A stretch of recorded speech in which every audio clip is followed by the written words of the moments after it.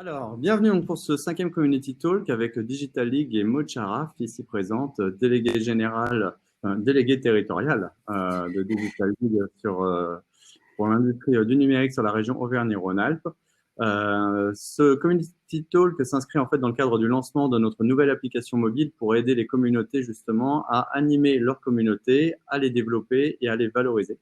Application qui va sortir vers la mi-juillet en version bêta et pour laquelle nous ferons un véritable lancement à la rentrée de septembre. Mais si vous souhaitez faire partie des premiers à embarquer pour tester et connecter votre communauté, n'hésitez pas à nous contacter sur notre site internet directement. Ce sera avec grand plaisir. Bonjour Maud. Salut Damien. Est-ce que tu peux te présenter rapidement, s'il te plaît? Oui, alors je m'appelle Maud Charaf. Donc comme tu l'as dit, je suis la déléguée territoriale de Digital League pour le bassin de Lyon. En fait, ça comprend le département du Rhône et de l'Ain. Qu'est-ce que je fais dans la vie? Moi, je suis une jardinière d'entreprise. J'essaye d'accompagner les entreprises dans leur croissance, les entreprises du numérique exclusivement, dans leur croissance, leur pérennité et surtout dans leur proposition de valeur. Et alors, qu'est-ce que Digital League? Qu'est-ce que la Ligue? C'est une secte, c'est la secte des mafieux du numérique. Non, pas du tout, je rigole, même si on n'est pas loin du le côté Ligue, justement, c'est quelque chose qu'on veut de très très fort parce que c'est une communauté, justement. Et donc, Digital League, c'est un cluster d'entreprises qui est dédié à l'industrie du numérique, qui comprend les éditeurs de logiciels, les sociétés type ESN de conseil et de services, mais également le web, le mobile, le télécom, et tous ceux qui œuvrent dans cet écosystème digital, comme les écoles et les laboratoires également. On est une structure qui rassemble un peu plus de 4 adhérents sur l'ensemble du territoire de la région Auvergne-Rhône-Alpes. C'est un petit peu notre particularité, étant donné qu'on est basé sur 6 bassins d'emploi, à Clermont, Saint-Étienne, Valence, Grenoble, Annecy et Lyon, où on joue entre la proximité, mais également le chapeau régional. Et on a la chance d'être la 2e communauté tech après Île-de-France en termes de poids au niveau du national. Donc c'est plutôt sympa. Et si je te précise un peu plus, qu'est-ce qu'on fait au quotidien? On accompagne les entreprises et nos adhérents pour qu'ils se développent.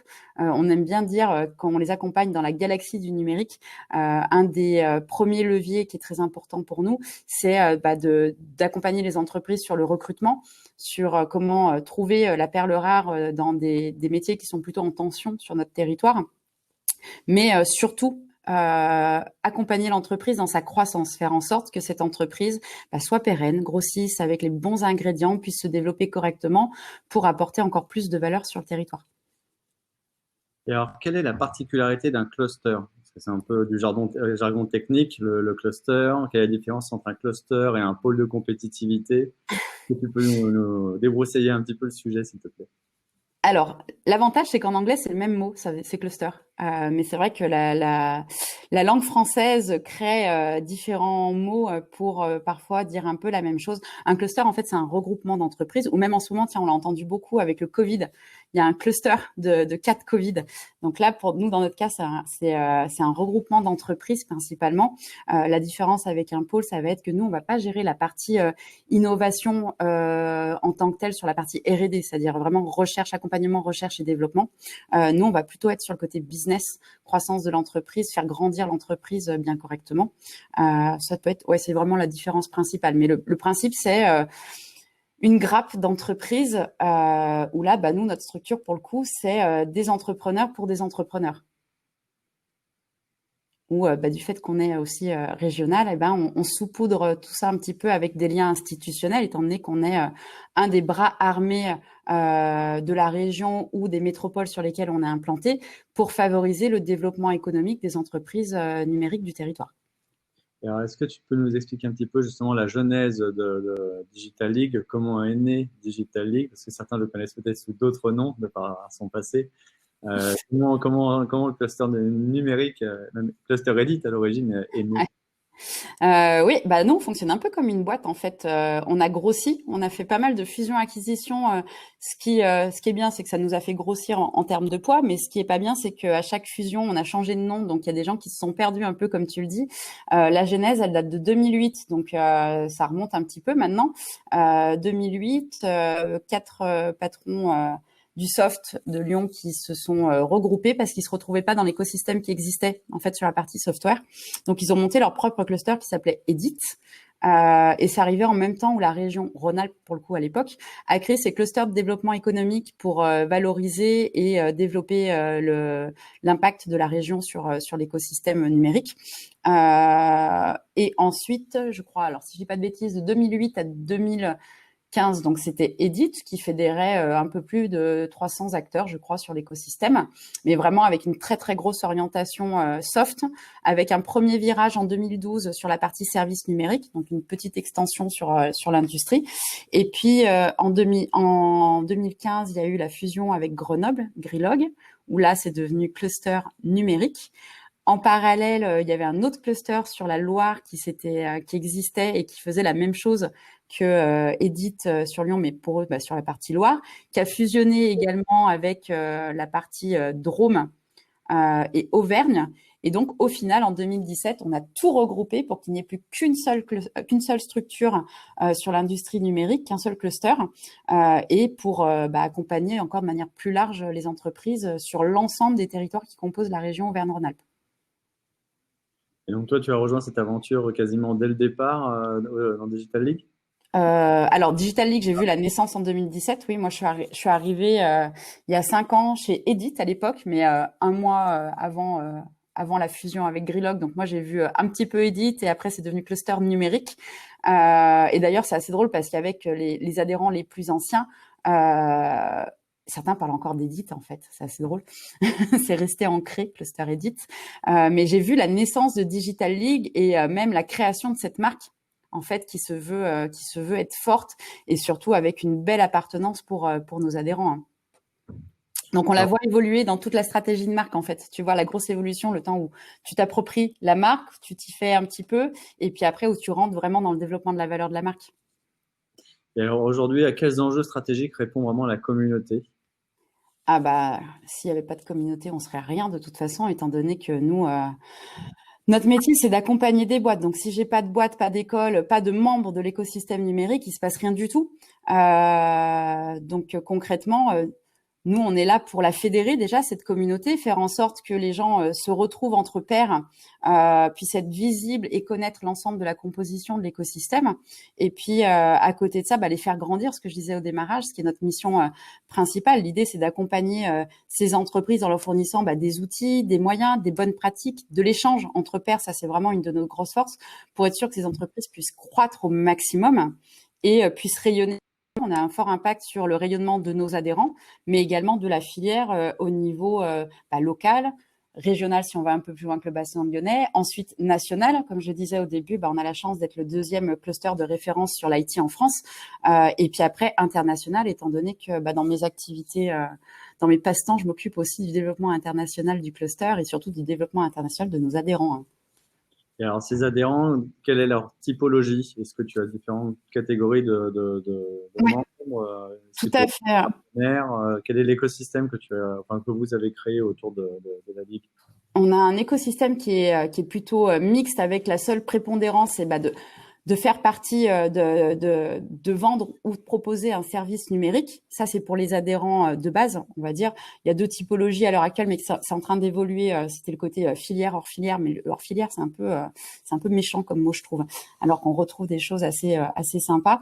En gros, on a des adhérents, selon les territoires, on va avoir des colorimétries qui sont un petit peu différentes. Si on prend le territoire de Lyon, moi, j'ai une colorimétrie très soft, forcément avec l'historique d'Edit, ça aide un petit peu.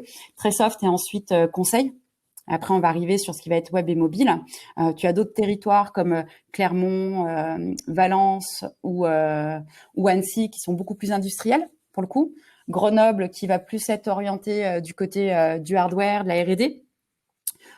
Et puis des territoires comme Saint-Étienne où là on sera plus axé sur le design, la communication. Donc chacun a sa colorimétrie et une force d'adhérents qui est en raccord avec cette colorimétrie. C'est pour ça que, comme je disais tout à l'heure, sur Lyon, on a une vraie force sur le soft. Et ensuite, sur les écoles et les labos qui sont également chez Digital League, ce sont que des entreprises ce sont que des écoles qui forment au digital, forcément. Donc, aussi bien du front-end, du back-end. On va avoir soit les écoles qui se sont développées depuis quelques années de formation courte sur du coding un petit peu rapide en front, un petit peu plus de back, comme je pense IT Academy, Simplon, et j'en passe. Je vais pas commencer à toutes les citer parce que je vais en oublier. Mais également des écoles comme Rocket School, qui est un nouvel arrivant sur Lyon, qui va former au métier de sales digital, pour le coup. Et puis, on a des labos de recherche avec qui on connecte nos adhérents pour justement optimiser un petit peu la partie innovation, mais sans aller sur un programme de recherche. C'est vraiment de la connexion, mais ça, c'est plutôt important. Et après, dans nos partenaires, on va avoir 3 typologies de partenaires. On a nos partenaires institutionnels, forcément, qui sont financeurs également de Digital League, qui nous aident au quotidien et avec qui on a des programmes. Par exemple, moi, la métropole de Lyon, avec qui j'ai un vrai plan d'action pour développer certains sujets sur le territoire et accompagner les entreprises en raccord avec les intérêts du territoire. On va avoir également nos partenaires qu'on appelle sponsors, mais j'aime pas trop ce terme. Ce sont des partenaires qui vont apporter des services complémentaires en fait à nos adhérents qui sont hyper importants pour leur développement, type l'assurance, type l'expert comptable, la banque, type la prévoyance, l'accompagnement social. Donc ça, c'est des gens qui sont déjà engagés, qu'on considère également comme adhérents. Et puis après, on va avoir nos partenaires écosystémiques, où là, on œuvre ensemble dans la même direction. Je pense par exemple à French Tech One, à la Cuisine du Web, à toutes ces structures qui existent aussi et qui œuvrent sur des communautés où on est complémentaires tous ensemble. Et justement, Benoît d'ailleurs nous demande quels sont vos liens avec l'ENE. Ah l'ENE, c'est mes voisins qui sont là derrière. L'ENE, c'est un partenaire fort sur l'axe transformation digitale, en fait, où on aime bien résumer au fait qu'il y a l'offre et la demande, en fait. Donc, eux, ils reçoivent la demande et nous, on a l'offre de l'autre côté, entre guillemets. C'est-à-dire qu'eux, ils reçoivent des demandes d'entreprises traditionnelles qui ont un vrai besoin de digitalisation et on travaille en étroite collaboration pour faire remonter ces besoins auprès de nos adhérents et que nos adhérents ensuite se saisissent des opportunités qui peuvent être créées grâce à ça.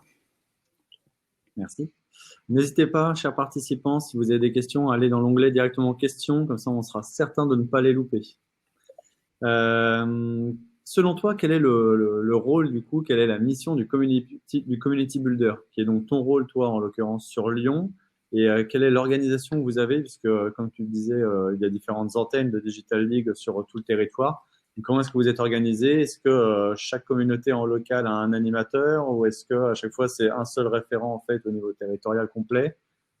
Alors justement, c'est comme on le disait tout à l'heure et comme tu l'as rappelé, nous on est basé sur 6 bassins d'emploi. Donc tu as selon les territoires entre 1 et 3 personnes qui sont basées mais qui ont tous des rôles différents.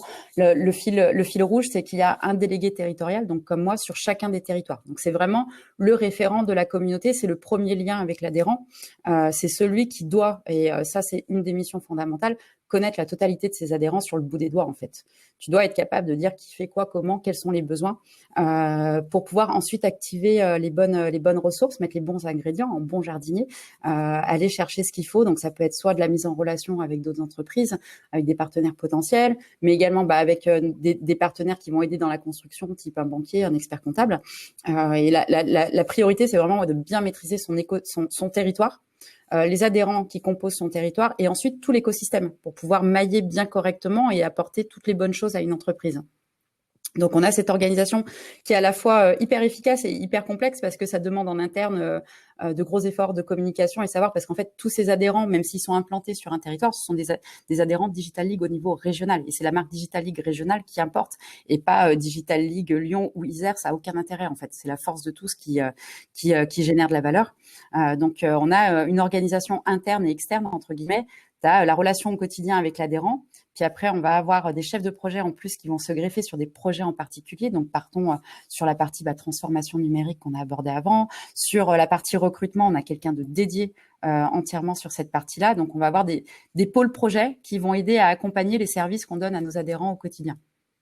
Ça me fait penser d'ailleurs, tout à l'heure, tu parlais justement le cluster, ce sont des regroupements économiques et tu parles beaucoup de bassins d'emploi. Ouais. Bien Pourquoi? sûr.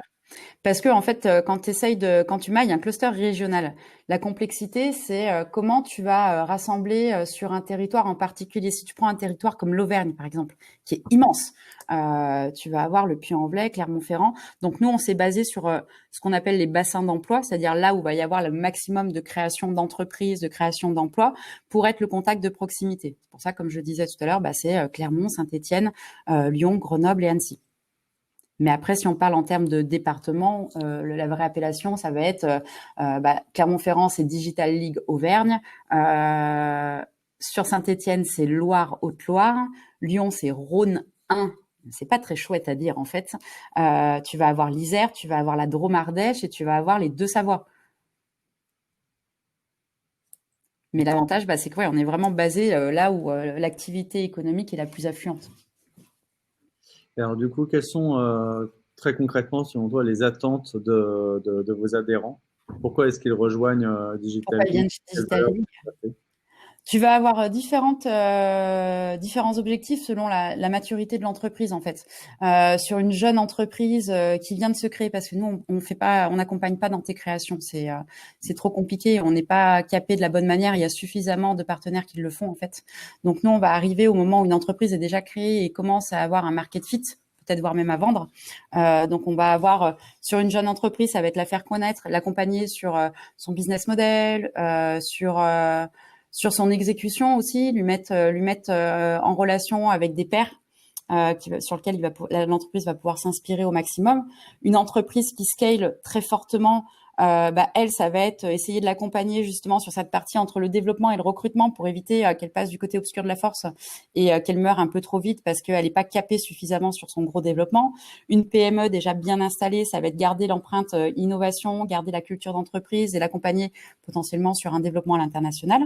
Et une ETI qui, elle, pour le coup, déjà encore plus d'ancienneté, elle, on va continuer à la connecter à l'écosystème, donc de plus jeune.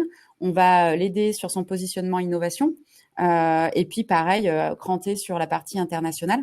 Et après, les grands comptes, c'est vraiment un objectif de connexion à l'écosystème principalement, écosystème professionnel sur un secteur donné, mais également, si je prends l'exemple de Renault Volvo Trucks, c'est les accompagner sur le développement produit.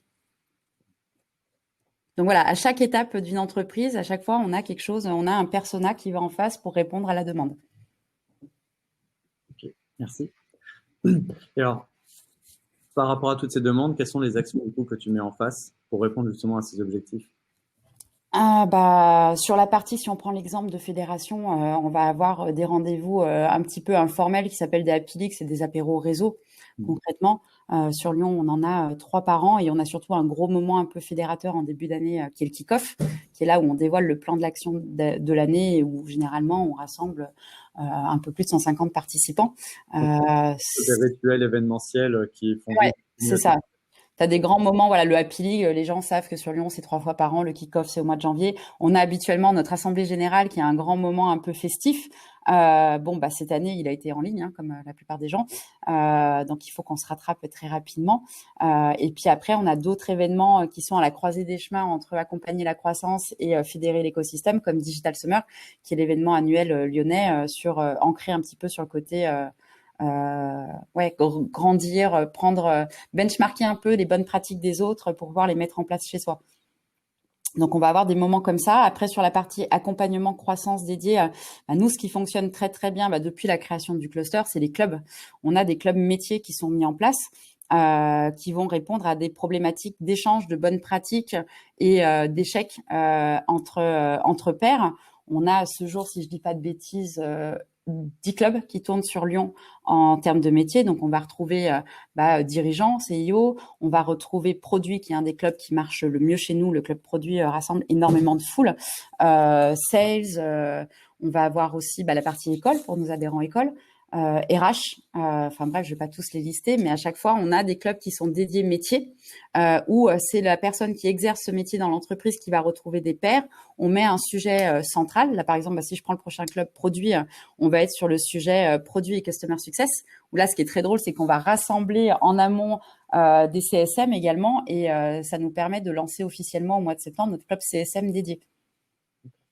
Donc l'idée, c'est que tous ces gens, en fait, ça crée des petits clusters encore, ça crée des petites communautés qui sont rassemblées ensemble pour un métier et qui trouvent leurs référents, qui avancent ensemble. Ça génère de belles actions communes, des partenariats même des fois, et surtout un bel apprentissage et un bel enrichissement qui évite à des plus jeunes, par exemple, de passer par certains travers qu'ils pourraient connaître, alors que d'autres l'ont déjà vu. Donc ça évite cette zone rouge et également qui se développent aussi ensemble en synergie. De la bonne manière. Alors, Après, sur les autres événements, tu vas avoir la partie un peu plus focus expert, où là, ça va être un thème hyper particulier qui va être décortiqué par des experts. C'est un peu sous forme conférence, donc il y a moins de retours d'expérience. Hein. Puis après, je vais pas te faire tous les services, mais on a des services pour tout, quasiment tous les besoins. Et après, on est agile, on sait les créer aussi selon les fortes demandes des adhérents. et alors, tout à l'heure, tu nous expliquais qu'effectivement, il y avait un lien avec les institutionnels, notamment au niveau régional. Est-ce que tu peux nous expliquer un petit peu plus en quoi ça consiste? Alors déjà, partie bête et méchante du financement. Digital League, c'est une structure qui, à l'heure actuelle, est composée de 60% d'investissement public, étant donné, comme je disais, on est un bras droit pour eux, on est un acteur pour pouvoir développer également leur politique territoriale en accord avec l'industrie du numérique pour nous, pour le coup.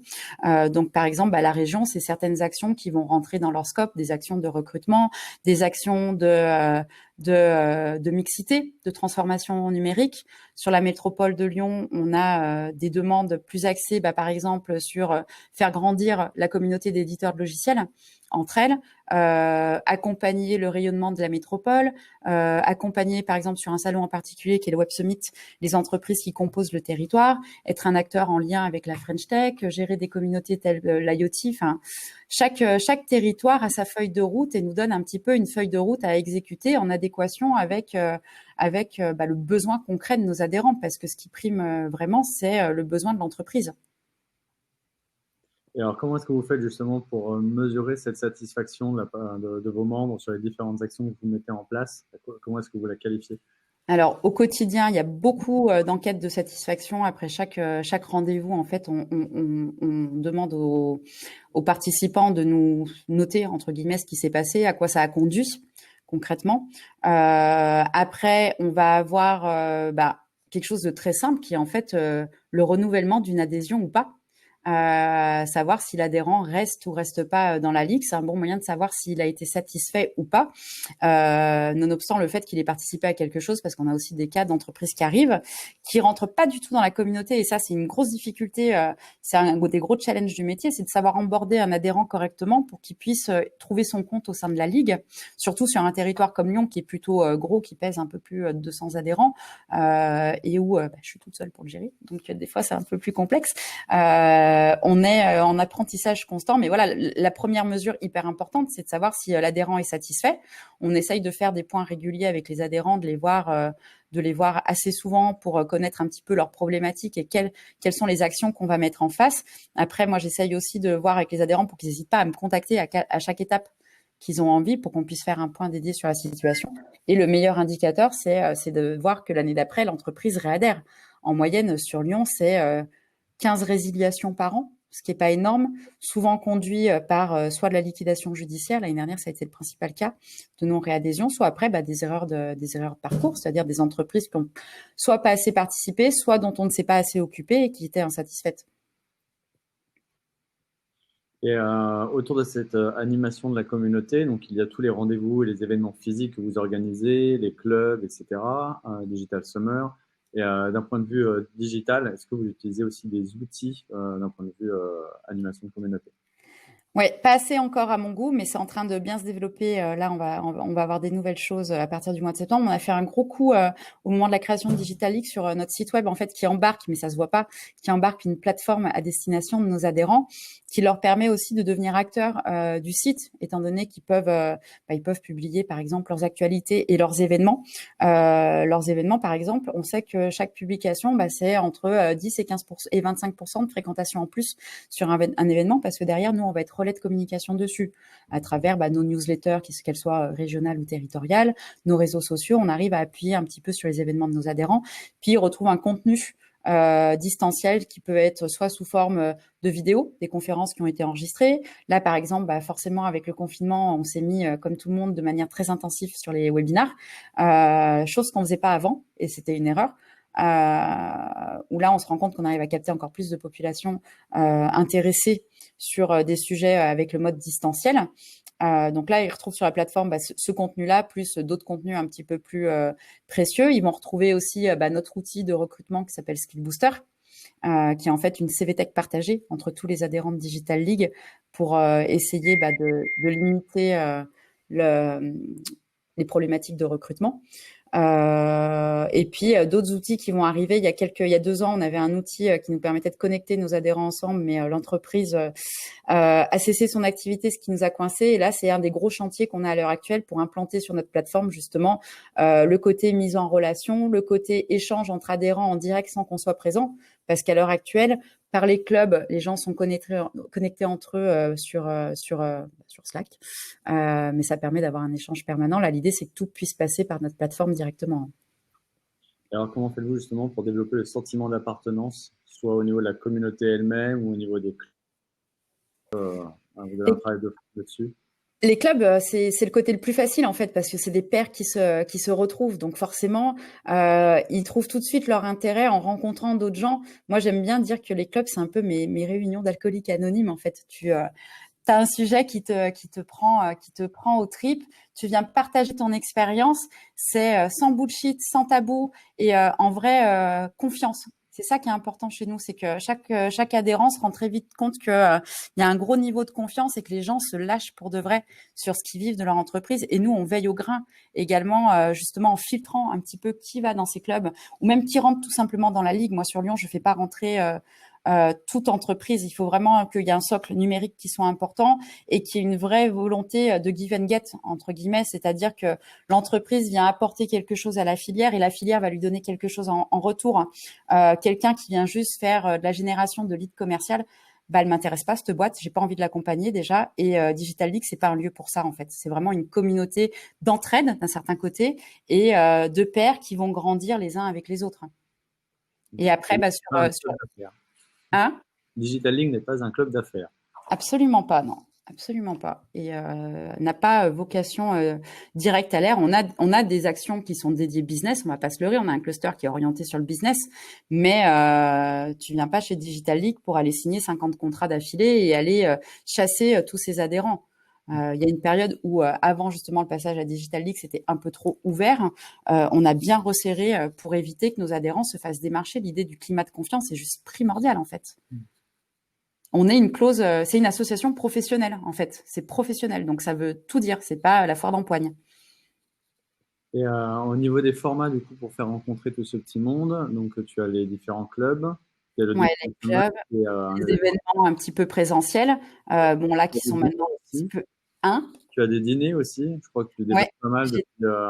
Exactement. On a depuis 4 ans maintenant une formule dîner qui marche plutôt très bien à Lyon, qui est sur 3 principes différents. En fait, on a trois typologies de dîner. On a ce qu'on appelle le Diners League, qui est vraiment un dîner business pour le coup. Où là, l'idée, c'est que les participants, en fait, vont changer de table à l'entrée, au plat et au dessert pour rencontrer un maximum de monde, présenter ce qu'ils font, qui ils sont, et puis voir les synergies potentielles avec les autres. On a des dîners un peu plus qualifiés, orientés chef d'entreprise, pour le coup, où là, c'est très drôle. Jeudi soir, on en organise un, mais de manière un peu atypique, étant donné qu'on le fait dans un appartement et qu'on va dispatcher les boîtes selon leur taille d'entreprise sur 3 pièces différentes après un apéro en commun. Donc, ça permet là entre dirigeants de discuter de ce qui se passe dans sa boîte, surtout après une période comme celle qu'on a passée, si on parle confinement, et celle qui va venir sur le retour marché, entre guillemets. Et puis, on va avoir des dîners un peu plus thématisés qui vont être avec un VIP, si on peut dire, avec un conférencier qui va venir présenter un sujet et ensuite générer de l'échange avec nos adhérents. N'hésitez pas, si vous avez des questions, à poser des questions directement dans l'onglet questions. Pour continuer, donc au niveau du modèle économique maintenant, comment est-ce que ça fonctionne à Digital League? Comment est-ce qu'on rejoint Digital League? Quelles sont les différentes typologies de membres, partenaires, de personnes voilà, qui peuvent rejoindre Digital League? Est-ce que c'est à titre individuel ou au nom d'une entreprise? Alors, à l'heure actuelle, c'est que au nom d'une entreprise. Par contre, c'est quelque chose qu'on est en train de regarder pour faire évoluer par rapport au club, justement, où on s'est rendu compte que beaucoup de personnes euh, elles-mêmes ont envie d'être dans un club, mais à l'heure actuelle, le cadrage qu'on a sur nos adhésions fait que c'est une entreprise qui doit adhérer, ce qui génère un peu des complexités par moment. Mais sinon, à la base, voilà, faut être une entreprise. Si on prend le cas entreprise, il faut être une entreprise du numérique, c'est-à-dire qui vend ou produit un service digital. Je parle pas malheureusement du commerçant qui a créé son e-shop en ligne. À l'heure actuelle, on a un club e-commerce qui tourne plutôt bien et qu'on fait d'ailleurs avec le ENA sur Ibiz. Mais cette personne-là qui n'a pas une activité dédiée au digital, elle n'aura pas un vrai intérêt chez nous. Donc, pour les entreprises, ça sera ça. Et ensuite, il y a une cotisation d'adhérents qui est fonction de la taille de l'entreprise, en fait. Tu as des paliers qui vont, si je dis pas de bêtises, de 120 € par an à, je crois que la plus grosse cotisation pour une entreprise digitale native, entre guillemets, elle doit être de 3 000 €. Et là, la cotisation de 3 000 €, c'est pour une boîte de plus de 500 salariés. Donc, on a ce système-là de cotisation. Après, on va avoir la partie pour le moment qui s'appelle hors filière, mais qui est en train d'évoluer. C'est pour des entreprises qui ne sont pas directement numériques, mais qui ont un impact sur les entreprises numériques ou les grands comptes qu'à l'heure actuelle, on avait un peu du mal à classer. Je pense par exemple à Société Générale, des banques comme la Société Générale ou Renault Volvo Trucks, quand ils ont souhaité venir chez nous. Au départ, on s'est dit, mince, ça va être du hors filière. Et au final, vu que c'est la Digital Factory de Renault Volvo Trucks qui vient en tant qu'adhérent, ils sont passés côté filière, étant donné que c'est la business unit qui gère la production des applications en interne de Renault. Donc là, on est sur des paliers un peu plus importants. On n'a pas beaucoup, enfin sur Lyon en tout cas, moi je refuse assez fortement tout ce qui est coach et consultant, justement par rapport à ce qu'on disait au démarrage, de protéger un petit peu la filière de toute la chasse commerciale qu'il peut y avoir autour. Et puis ensuite, on va avoir ce qu'on appelle des adhésions croisées avec des partenaires, type la cuisine du web ou la French Tech, où là, on œuvre tous dans le même sens et on est complémentaires. Donc là, on a ce qu'on appelle une adhésion croisée. C'est des adhésions non payantes qui nous permettent de dire, moi, je fais partie de la communauté French Tech et la French Tech fait partie de la communauté Digital League. Et puis ensuite, sur le format adhésion, c'est à peu près tout ce qu'on a. Après, on va avoir nos partenaires, comme je disais tout à l'heure, les partenaires institutionnels. Là, pour le coup, c'est les financeurs, donc c'est un cas à part. Et nos partenaires sponsors qui offrent des services supplémentaires à nos adhérents. Là, c'est du sponsoring, donc c'est hors ligne d'une adhésion. C'est du prix qui est calculé en fonction du territoire, si ils sont juste basés sur un territoire ou plusieurs ou au régional, et en fonction du métier également. Quels sont tes prochains enjeux maintenant? Parce que là, tu disais tout à l'heure que vous aviez vraiment capitalisé sur les webinaires, là, par exemple pendant le Covid. Est-ce que Ouais. tu peux nous en dire un petit peu plus là-dessus, sur les bonnes pratiques, sur les fails ou les succès? Ouais, concrètement, le côté distanciel, c'était quelque chose où on n'avait pas encore été parce que tu as de l'humain au milieu de tout ça en fait, et c'est super important que les gens se voient et se rencontrent. Mais forcément, on n'allait pas rester en zone morte pendant 2 mois, donc il fallait proposer quelque chose. Donc on a commencé la partie webinar où c'est du one tool. Où tu proposes un sujet de qualité, mais tu n'as pas une interaction directe avec les gens, sauf par le chat ou la partie questions. Après, on avait mis, les clubs se sont tenus pendant le confinement et ça marchait plutôt pas mal en distanciel. Et là, depuis 15 jours, on a remis en place le présentiel en mode, je vais prendre une expression d'un de nos adhérents de Visiative, en mode digital, où en fait, on a une partie distancielle, une partie présentielle, c'est-à-dire que ceux qui veulent venir viennent et on a la connexion avec les autres qui sont en distanciel. Et ça résout quand même pas mal de pain sur de la gestion d'emploi du temps. Par exemple, beaucoup de clubs, nous, se font entre 12h et 14h. Tu sors de ton rendez-vous, tu es un peu en retard, faut que tu traverses Lyon quand ça se passe à Confluence pour venir. En fait, tu peux rester derrière ton bureau et tu participes. Même si à l'heure actuelle, il y a une vraie frustration quand il y a des discussions qui se font vraiment au moment où tu es dans la salle. Pour intégrer ceux qui sont en distanciel, il y a encore des choses à améliorer, je pense. Et là, c'est vrai qu'on va partir de plus en plus sur des événements comme ça, même si on gardera des socles présentiels. La semaine dernière, on avait un Happy League.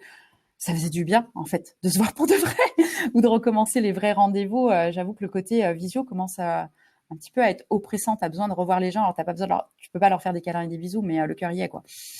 Donc là, il faut qu'on trouve on trouve l'alchimie entre les deux, un modèle hybride qui sera séquencé entre des moments présentiels, des moments digital et des moments uniquement distanciels. Le distanciel, concrètement, on le voit sur nos partenaires ou sur des sujets d'envergure, ça nous permet de toucher toute la région d'un coup. C'est un peu aussi la difficulté d'un cluster régional, c'est-à-dire que tu as ton socle de proximité sur ton territoire, mais tu fais des choses qui pourraient intéresser d'autres. Et en fait, parfois, si tu prends un Auvergnat, il va avoir des difficultés à venir à un club de 2 heures sur Lyon, même si le sujet l'intéresse. Donc, ça nous amène une force en plus d'avoir ce distanciel. Et là, on est en train de monter pas mal de clubs thématiques maintenant. Et là, pour le coup, ces clubs thématiques vont être régionaux.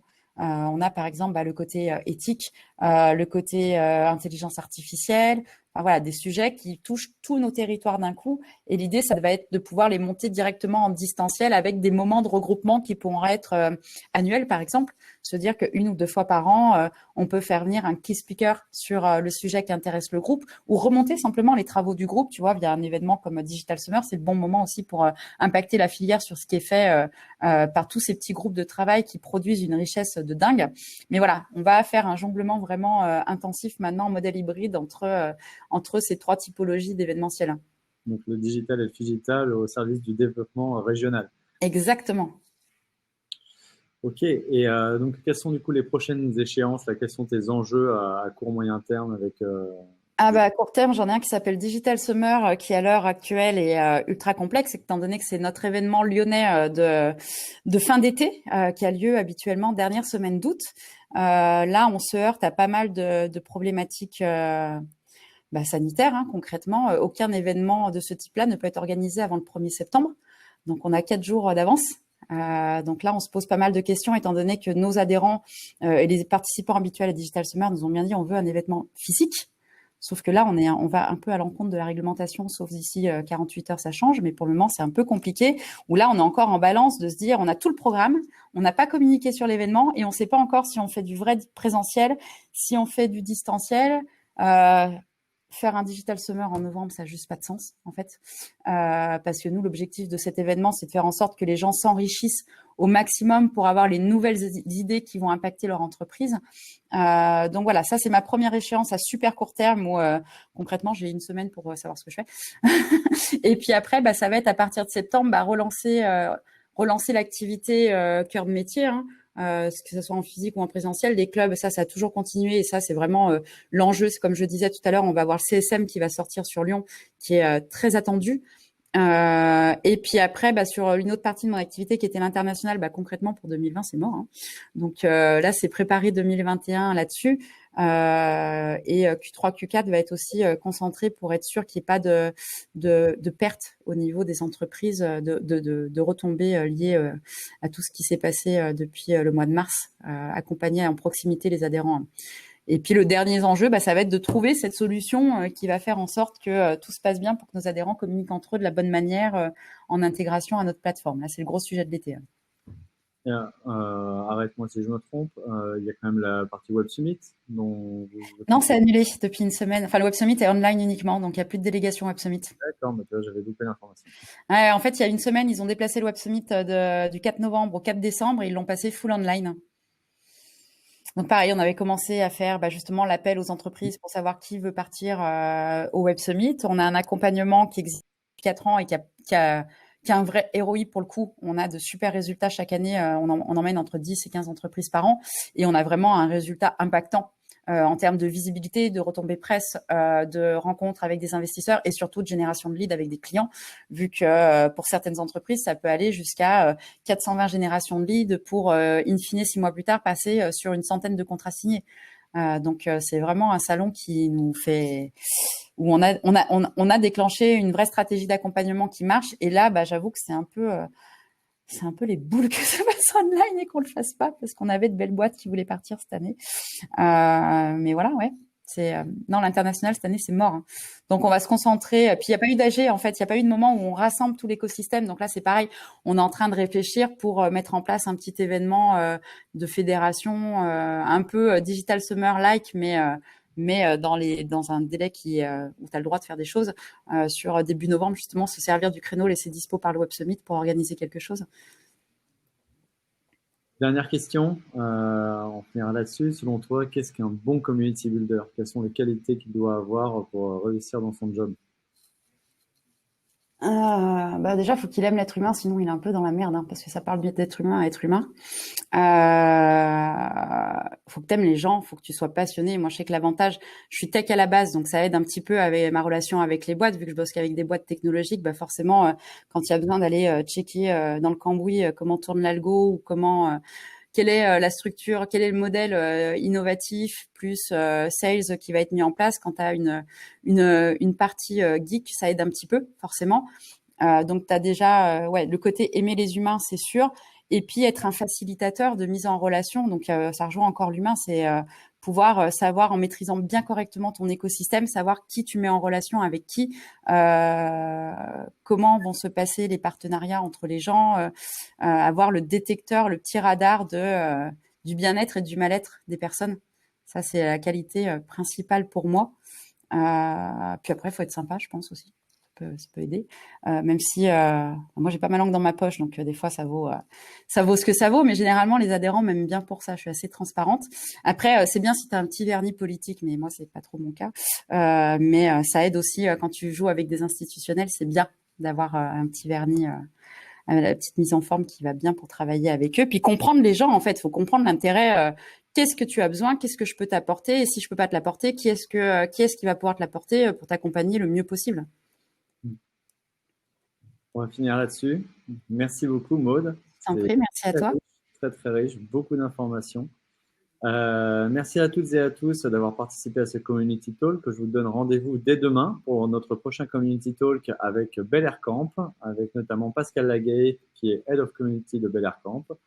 Et nous enchaînerons la semaine prochaine avec Vincent Montet, qui est le fondateur-directeur du MBA DMB, le premier MBA digital dans les classements nationaux, qui va nous parler de justement son expérience d'animation de communauté pendant le confinement, une mince affaire, et qu'a priori ils ont réussi très positivement.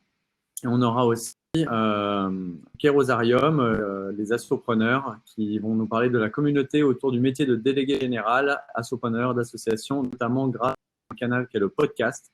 Donc un canal très tendance en ce moment et qui marche bien pour apporter beaucoup de contenu. Je vous invite à nous rejoindre sur notre page sur le site superconnector.com sur lequel vous allez retrouver tous les prochains webinars que nous organisons jusqu'au 23 juillet. Puisqu'on terminera ensuite cette série de 10 webinars avec Time for the Planet et la cuisine du web. Et ensuite, on vous donnera rendez-vous à la rentrée de septembre, puisqu'on est en train de vous concocter un petit programme qui va être très, très sympa et d'envergure nationale. Merci, Maude. Je t'en prie, merci à toi, Damien, et merci aux gens qui étaient là présents.